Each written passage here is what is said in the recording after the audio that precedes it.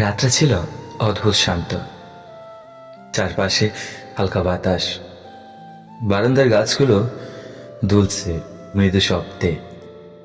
নীলার চোখে ঘুম নেই। হাতে ধরা একটা পুরনো খাম, যার ভেতর রয়েছে কিছু চিঠি, হলুদ কাগজে লেখা। প্রতিটি চিঠির শেষে এক নাম, আরিফ। আরিফের সঙ্গে নীলার গল্পটা শুরু হয়েছিল একদম সহজভাবে, অথচ সেই সরলতার মধ্যেই লুকিয়েছিল গভীরতা। তারা দুজনেই একই কলেজে পড়ত, কিন্তু ভিন্ন দুনিয়ার মানুষ। নীলা ছিল শান্ত, অন্তর্মুখী, বই আর গানেই মগ্ন। আরিফ ছিল প্রাণপবন, হাসি খুশি আর সবসময় মানুষের ভিড়ে ঘেরা। তাদের প্রথম দেখা হয়েছিল কলেজের বার্ষিক প্রদর্শনীতে। নীলা ছবি আঁকছিল, আরিফ গিটার বাজাচ্ছিল পাশে। হঠাৎ বাতাসে নীলার আঁকা ক্যানভাস উড়ে গিয়ে পড়ল তার গিটারের সামনে। ছবিটা দেখে আরিফ থমকে গেল। সেটি ছিল ঠিক তার নিজের মুখের মতো। আরিফ হেসে বলেছিল, তুমি কি আমার ছবি এঁকেছ? নীলা লজ্জা পেয়ে মাথা নিচু করে বলেছিল, না, কল্পনায় একটা মুখ এঁকেছিলাম, হয়তো কাকতালীয়। আরিফের চোখে মৃদু হাসি। সে বলেছিল, তাহলে বুঝি আমি তোমার কল্পনার মানুষ? সেই এক মুহূর্তেই শুরু হয়েছিল তাদের গল্প। দিন গড়াতে গড়াতে তাদের মধ্যে তৈরি হলো বন্ধুত্ব। তারপর ধীরে ধীরে সেই বন্ধুত্ব বদলে গেল ভালোবাসায়।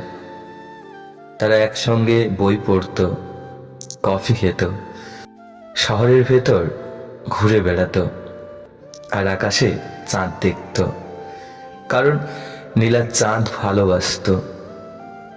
আরিফ বলতো, চাঁদটা তোমার মতো, আলো ছড়ায় কিন্তু নির্মম ভাবে।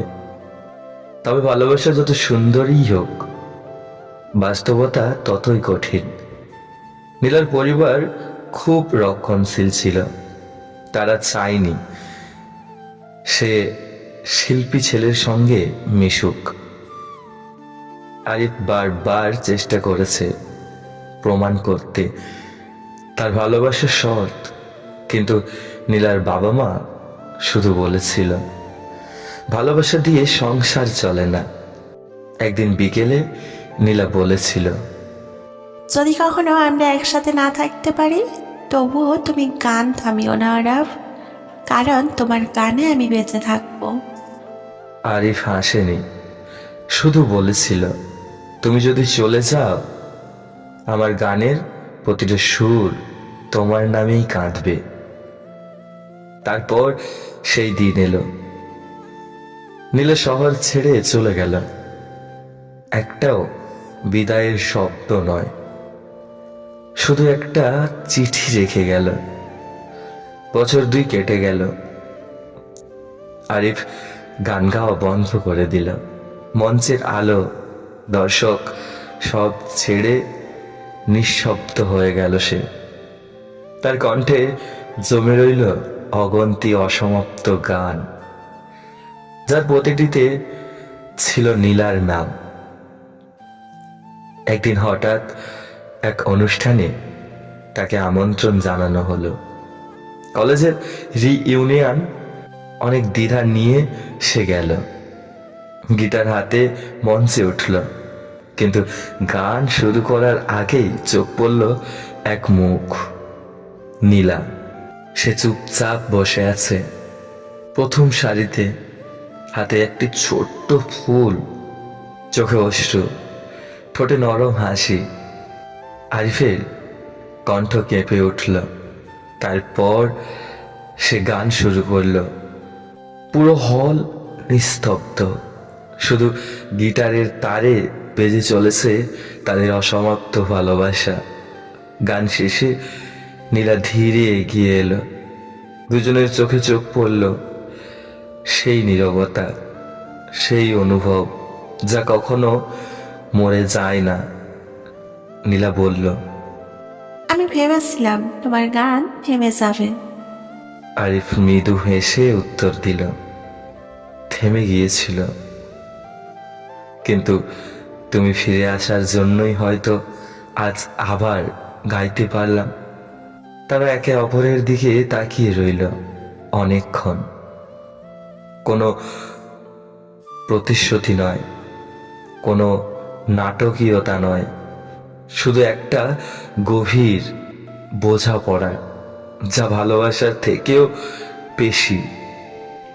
রাতটা তখন চাঁদে ভরা। হলের বাইরে বেরিয়ে নীলা বলল, যাত্রা দেখো, এখনো আগের মতো সুন্দর। আরিফ হেসে বলল, হ্যাঁ, তবে এবার তার আলোয় তুমি আছো। বাতাসে তখন একটা অদ্ভুত শান্তি।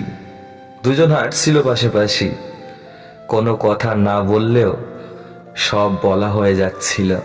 হয়তো তারা একসাথে থাকবে, হয়তো বা না, কিন্তু সেই মুহূর্তে তারা জানতো ভালোবাসা ঠিক এই নীরবতাতেই বেঁচে থাকে।